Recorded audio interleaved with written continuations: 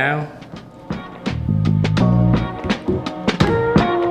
Scotch, bourbon, and rye, yeah, we on that whiskey. Wanna discuss an array of topics, conversation simply. Gonna drop your whiskey bars with the sip hitting for. Could you pass it, you want more? Another glass, let it flow. Steady pour.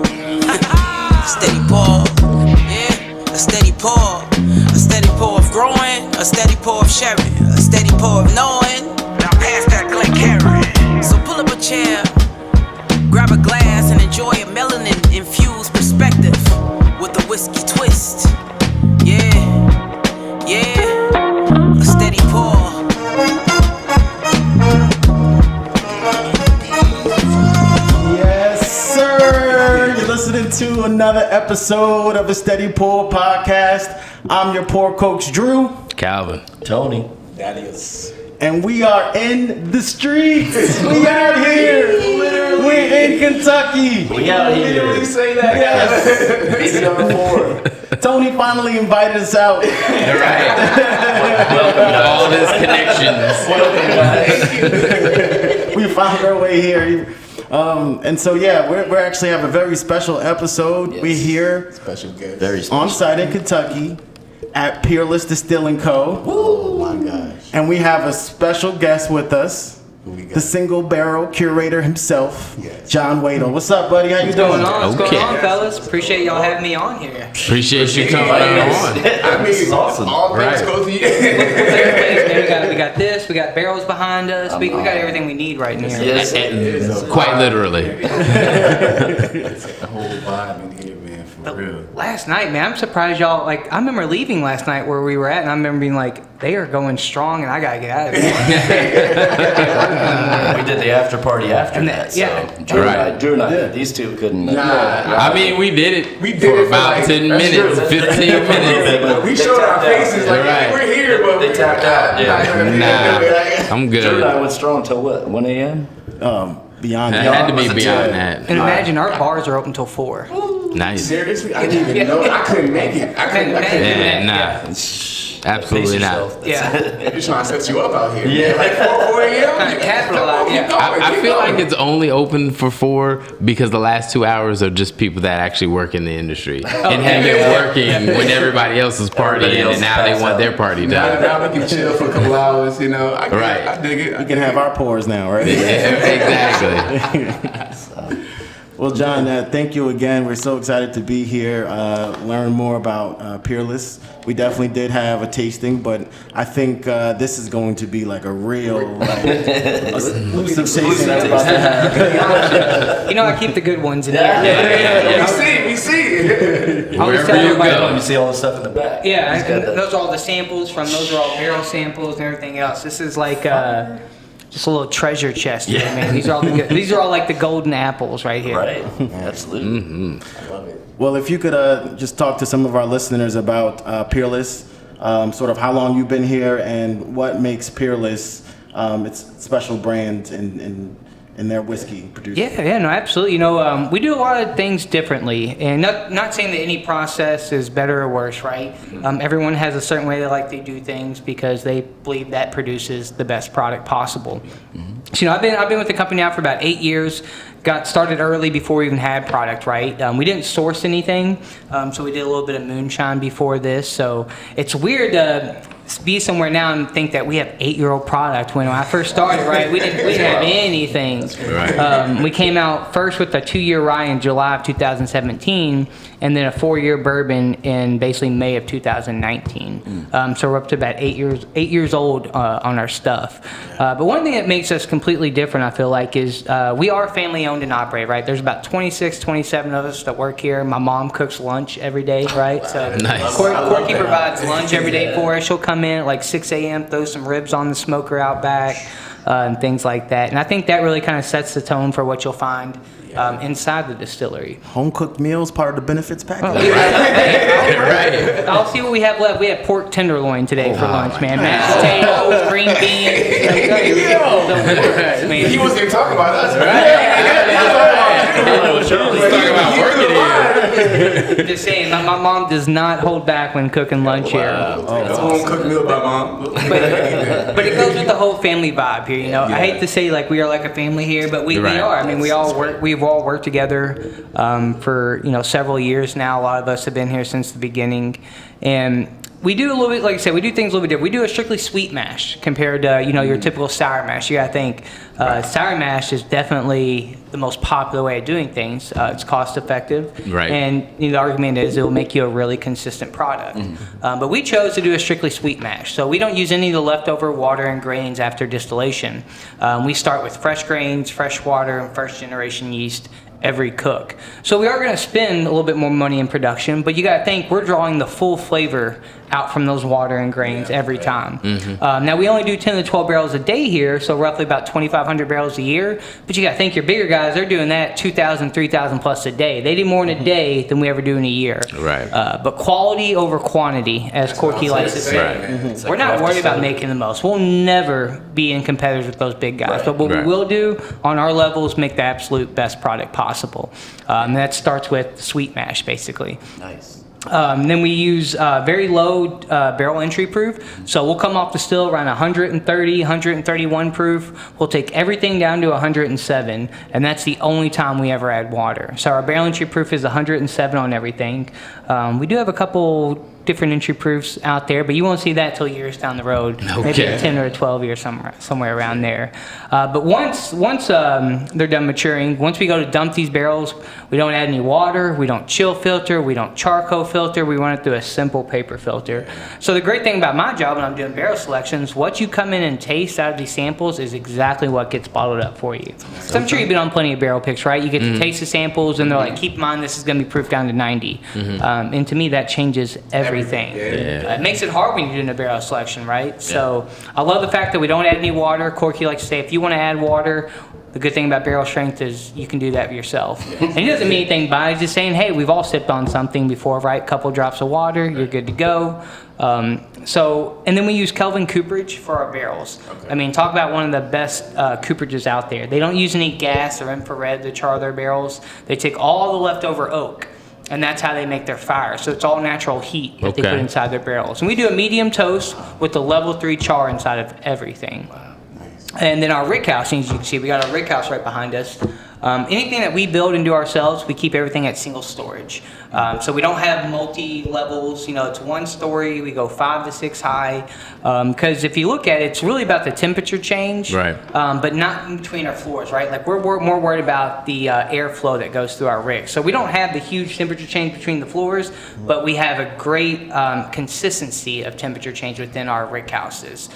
So we know what kind of flavor profiles to expect from most of our barrels when it comes to our batching. And of course we all have that honey hole here, right? Every distillery has that just one spot. They can't explain it. They love pulling barrels there. So I mean that's mainly our main points of differences. But the reason people stay away from sweet mash is not necessarily the cost. It is the work that goes into cleaning. You have to be so clean when it comes to sanitation that in between our fermentations and everything, we have to deep clean everything.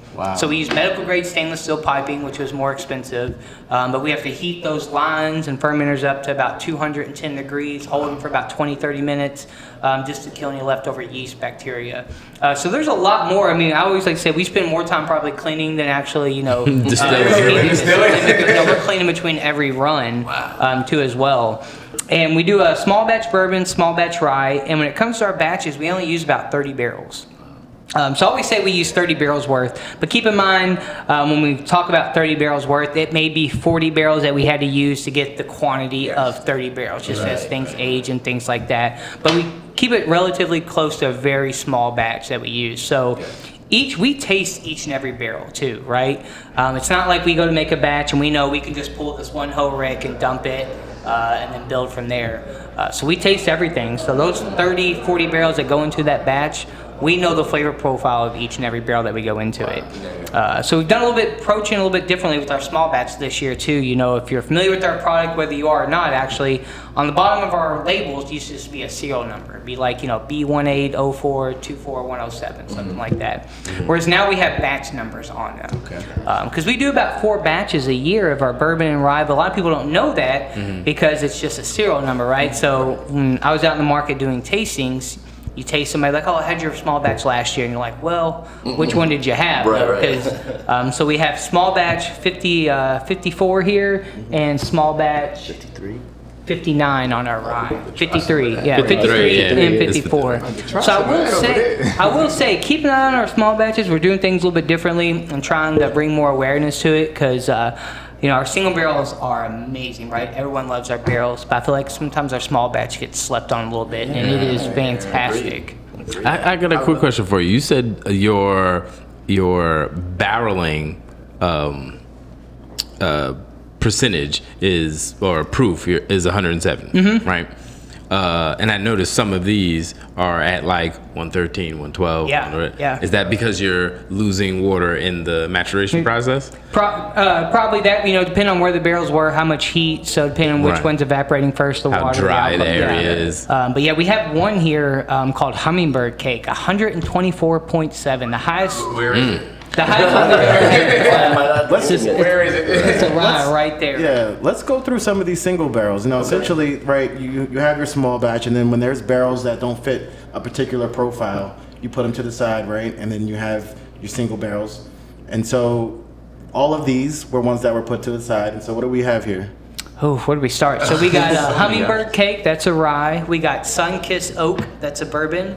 We got the Gold Rush, that one's a rye. We got Wild Berry Cobbler, which is a bourbon. Soda Shop, bourbon, and Summer Sour, which is a rye. So, you know, one thing, you know, we like to pride ourselves in is like, if you come in and taste our single barrels, you're not going to find a lot of stuff on profile compared to everyday product, right? Like, we like to look for those crazy flavor profiles in these barrels because that's what these people, you know, we have these groups, whether you're a bar, restaurant, bourbon group, you also support our small batch, you all support us. It's like free advertising, right? So we want stuff really special when they come in here to select these barrels because as being someone that's been on the other side of it too, right? You want to try to find the most unique barrel you can in this process.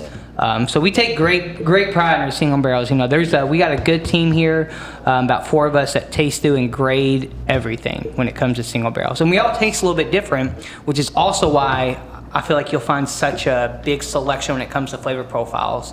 The hardest part is, you know, I don't like really some of those earthy tones that you find in bourbon. Doesn't mean the barrel's bad, just means it's not my, You don't mean both, I agree with you. But Nick, our one distiller, he's been here since the beginning. He loves that stuff, right? And they are great barrels. It's just that, you know, I may pass on them in the program because they're not mine, but we do a good job at making sure we curate and keep a bunch of different stuff in there. Right. You definitely want a decent variety because that's going to give you the better product at the end of the day. And these single barrels can be a good representation also as well. Like if that was to break down that small batch, what kind of barrels will we might throw into the batch as well? Right.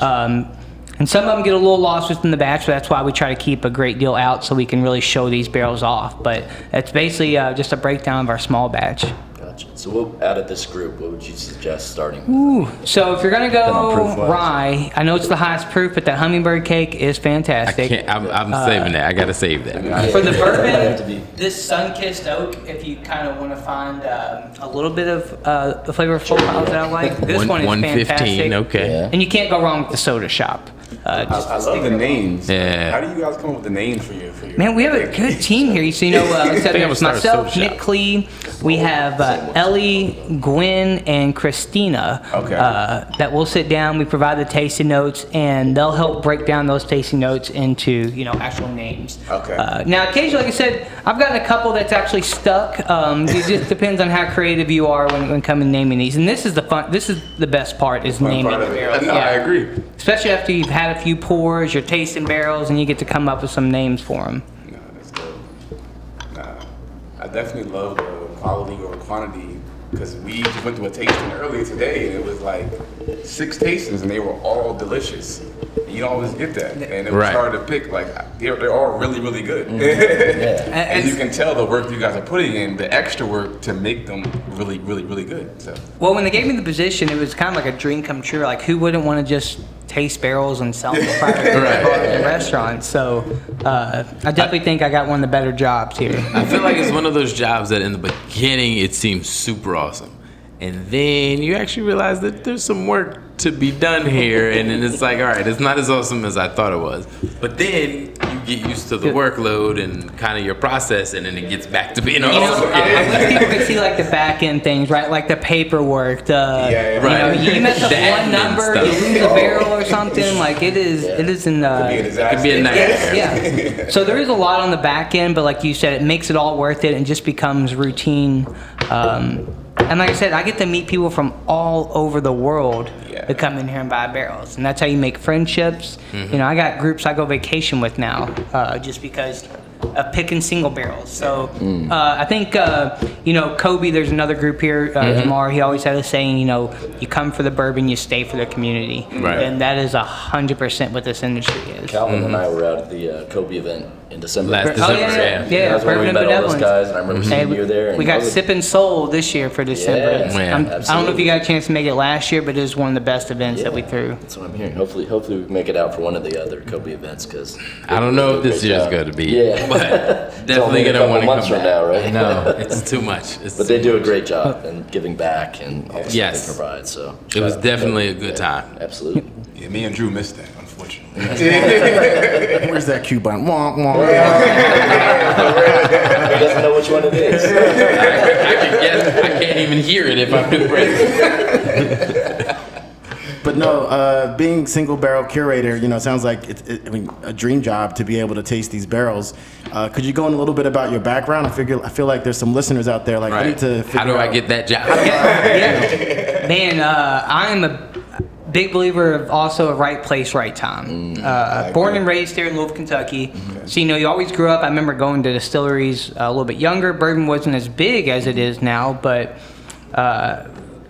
like I said, grew up here, got into bartending, and when I say bartending, it's nowhere near some of these mixologists that we have today. Right. These fantastic cocktail and whiskey bars we have around town. I was slinging beer and shots. That's really all. That was the extent of my bartending right That's there. 75% of your bartending. So I don't want to take anything away from those true mixologists and everything we have now. But yeah, just slinging drinks, ran into Caleb, our master distiller, through a mutual friend.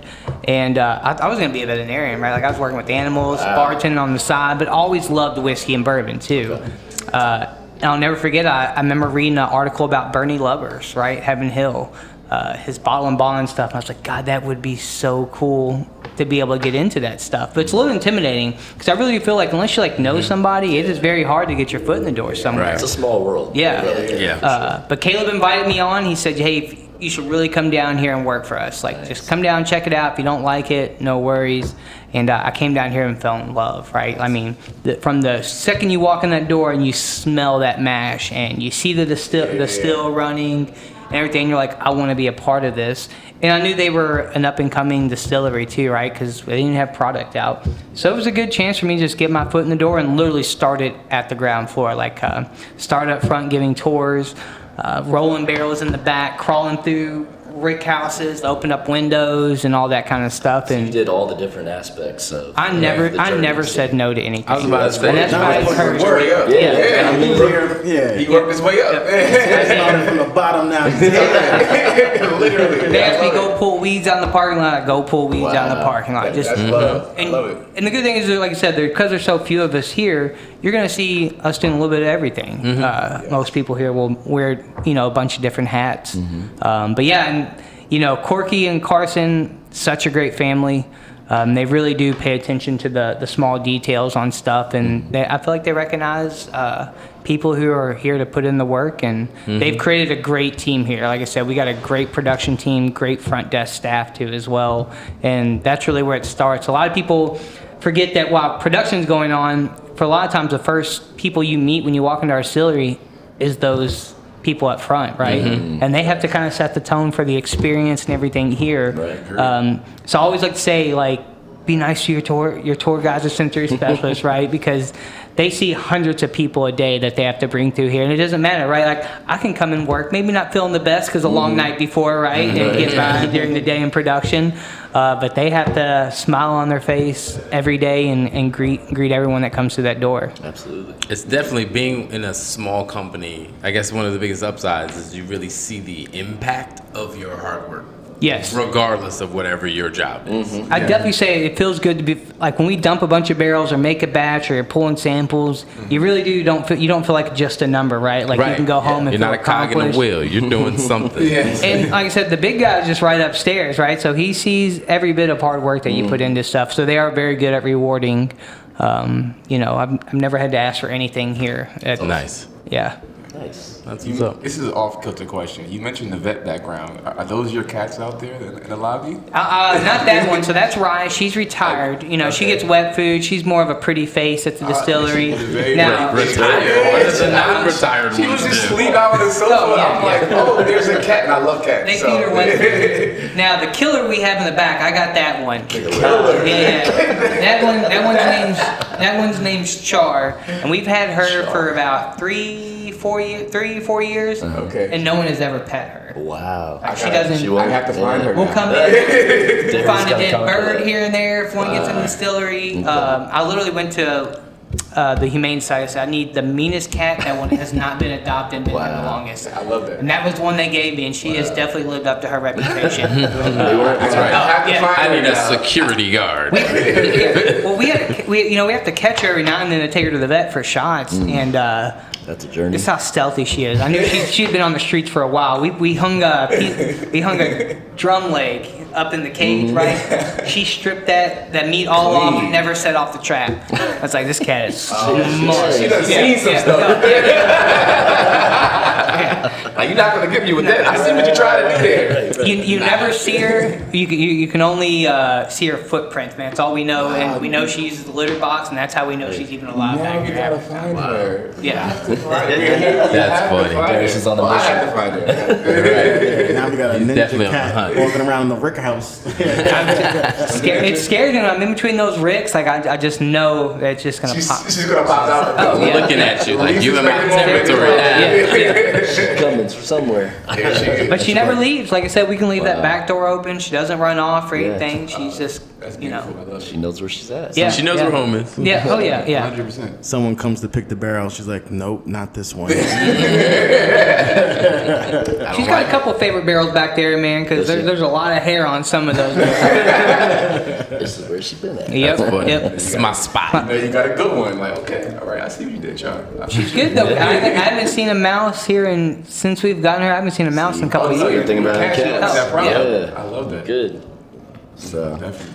One of the things that I like about, whiskey and thinking about the whiskey journey, that it's one of the lessons that it draws out is the lesson on patience.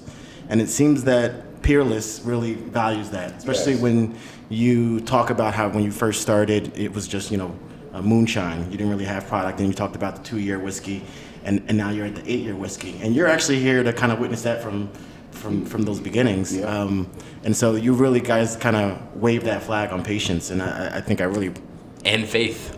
yeah.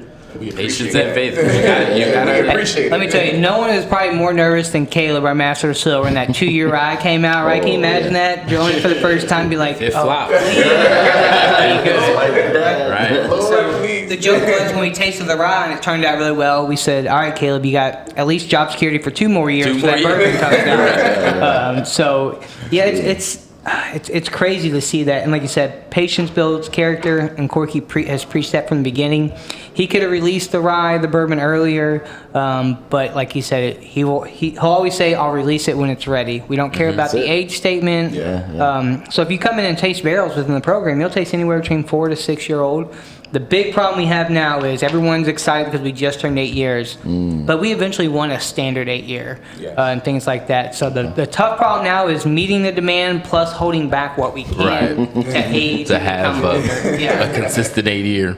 Believe me, it hurts me. I was just out at the Rick House today, and we were walking through there, and we see these lots of 2015 barrels, and I just want to pull some. Crack it right there. But we'll sit out in front of them, just look at them, like, all right, 2 more years. Two more years. We can crack these open. 10 years. It's like a meme soon. Like you're looking over the. So you plan on doing like a 10, a 13, a 15? We definitely want 18? some barrels to get that old. Super old. Oh yeah. I mean, That would be incredible. and everyone has their sweet spot, but we'll eventually get there. Just like I said, gotta be patient. Nice. Gotcha. I was able to come in July and do the single barrel experience with you. I was just wondering, like, what do you do to make the single barrel experience different? Because I know each place is a little different. Sometimes they just send you samples, and it's a little bit more of a Man, I'm so take what you get. Yeah, It was a I'm different so experience. self-conscious about that, right? Because Yeah. I've been to so many other places, been through the Right. barrel experience. Always like, how can I do something better? Yeah. So for me, I think what it is just providing, we don't have, like I said, we don't have a huge space, but we got a beautiful tasting room here. So for me, it's the quality of the samples I can bring to the table, right? Like I can add all the foo-foo stuff in there, right? I could do whatever, decorate, but to me, it's about what we offer up in those bottles. You can come in here and we may taste on, I could bring in just a shitty table and have you come in and taste, but if that product is good, you're going to remember that. Like, Right. Right. No not one's much of gonna a tasting, care. but man, that product was fantastic. Absolutely. But I think Carson, Corky's son, he was a builder. He designs everything you see down here. I think he's done a great job. But I think it's just about delivering because you're paying a lot of money for these single barrels, right? Right. They're not cheap. Yeah. And then not only that, but then people are going to follow you based on your palate too, right? So it's a two-way street. We got to make sure we deliver the best. And I know you all have to have that in return when you're Right. asking people to trust in you and buy your single barrel picks too as well. Also say like the vibe that you created was super comfortable. Like you got the vinyl over I was there. just Vinyl You got record, yeah, vinyl yeah, player, yeah. we got the records That's different, going on, right? man. That's a whole Yeah. vibe. The only thing I want is I need these to work on clap motions, right? My lights. I need something a little bit. I don't like having to flip the switch on them. Google Home, Alexa, Yeah, here, something like I'm that. telling you, Hey, Google. that's gonna be the next Hey, step Google. right there. John's not playing around. No, I love it, man. I love it. It's a vibe. But Quick sidebar. I noticed these toppers. Any significance to any of these toppers down here? Yeah, you know what, man? So my marketing, couple ladies in marketing thought I was crazy. I was like, basically I went down to this place called Gasper's in Tampa, St. Pete area, Florida. And you walk in their liquor store, you had a beautiful tasting bar. And it had all these wild, crazy toppers on there. They're pour spouts. I was like, I gotta get me some of those. So literally last week we were going to Jack Rose's in DC to do an event. And I'm out you, Christina. Christina was all like, those are so ugly. She's like, those are hideous. They're horrible. Cause I think I got like a lion's head, a bull's head, an eagle, and some other ones. I was like, people are gonna love these. Like, these look awesome on our bottles. So we take them there. I kid you not, everyone who's come to our table. These are beautiful. These are, you all definitely have the best toppers here of everyone. You can see the anger in her face. Right there. The hate. Yeah, I just like to be, I like to be different. I hate doing things. I hate to be boring, right? I like to stand out a little bit. So got those cool toppers and they work great. So whenever I do selections or host groups, and if I can limit myself to just a few bottles, I'll use those for the toppers. nice. Nice. Very cool. Sorry, they caught my eye. I had to ask. No, I appreciate it. It's more fuel to the fire when I go back to marketing. Like, I need to buy better You need to pour get spouts. these toppers. Because they all thought I was crazy. And I found them. So, what can people expect from Peerless in the future? Any new things that you guys are coming out with, or releases and so forth? Yeah, I would say, once again, the benefit of being a craft distillery and family owned, we definitely have a lot more room to experiment. And once again, do things our way. So next year we got a rum release coming out. It's going to be a little bit different one. So for these we used, I believe, more of like Jamaican rum barrels. We got some spiced rum barrel finishes we got coming out. We got some toasted barrels coming in the works. We got my favorite one, the one that I'm looking forward to the most, is probably the cognac finish. We have some cognac finish aging out there at the Rick House. And some just other different projects. We had our high rye bourbon that came out. That is fantastic. So I would just say stay on the lookout. Get on our website. We do so much updating on our website. Literally you can see new incoming picks, what's being offered at the distillery, Nice. and things like that. Plus, like I said, we're getting older age statements, and I cannot encourage you enough. If you see a bottle of a small batch in a tasting or somewhere, try it.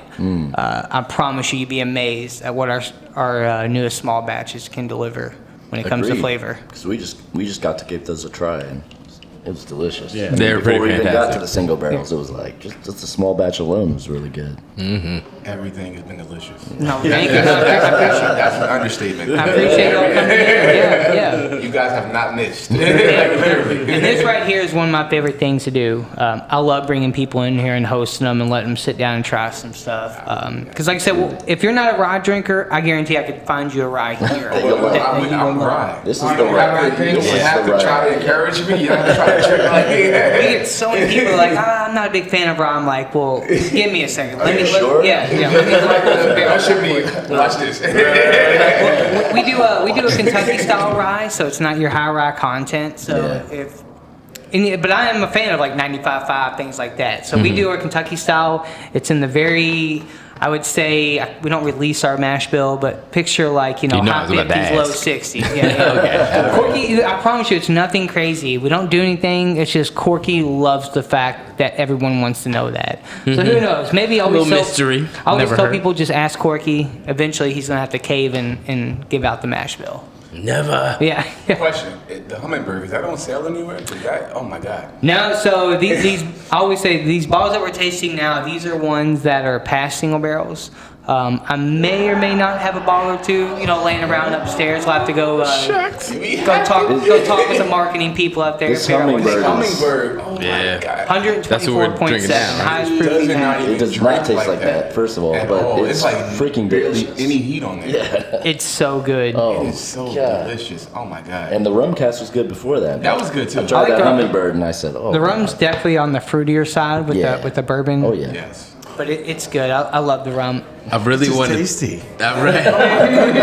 Drop your whiskey bar. I really wanted to hate and be like, Until you tried it. it's okay because y'all like are super amping it up, and I hate when No, stuff gets but- super Nah, amped. you can't It's even try to hit on that, bro. You can't even, it's really good, and it does not drink No, to 100. not at all. Not even I a would say little bit. maybe 105, 110. Yeah, in that range. maybe around maybe there. even lower than that. It's Yeah.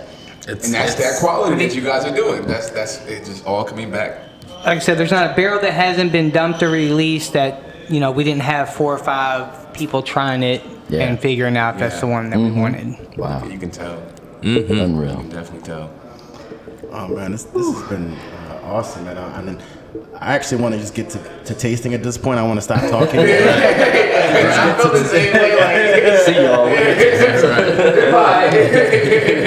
This is amazing, though. I mean, Great, man. Thank you so much. Yeah, I appreciate Appreciate seriously, y'all you. welcome anytime. I'll make sure if y'all don't have my contact info, I'll make sure y'all get it. Yeah. Once again, we don't have millions of dollars in marketing to get out there, so this is our way. Neither do we. Yeah, So we're on the same. bringing people here is what we like to do, and anytime absolutely. I can host a group that has enough time to come check out us little guys, man, I love bringing them in here. Before you go, where can we find you? Like online? Social? Yeah. So I'm on Instagram as Bourbon Colonel 86. Okay. Or Facebook, all that good stuff. I don't use LinkedIn very much, so I always say. I don't think it. notification. Or if you're, my email is john@kentuckypeerless.com, all spelled out. So Nice. feel free to shoot me an email. Trying to reach out new markets with the single barrel program, things like that. So we can do a lot of cool things. Absolutely. I'm ready for Absolutely. that steady pour single barrel. Right, from little guy to little guy. Yeah, I mean, that would be a lot of fun. Yeah. We find something real good for that. So we'll make it happen. Absolutely. Yeah, so. Well, John, I appreciate you for hosting us here in this tasting room. Sir. Definitely excited to be here, and now I'm ready to start. Some off-camera shenanigans. Thank you for listening to the Steady Pour podcast. We out. Cheers. Much love to y'all. Well, that concludes this episode of a Steady Pour podcast. Make sure you follow on Facebook, Instagram, and YouTube. Yeah.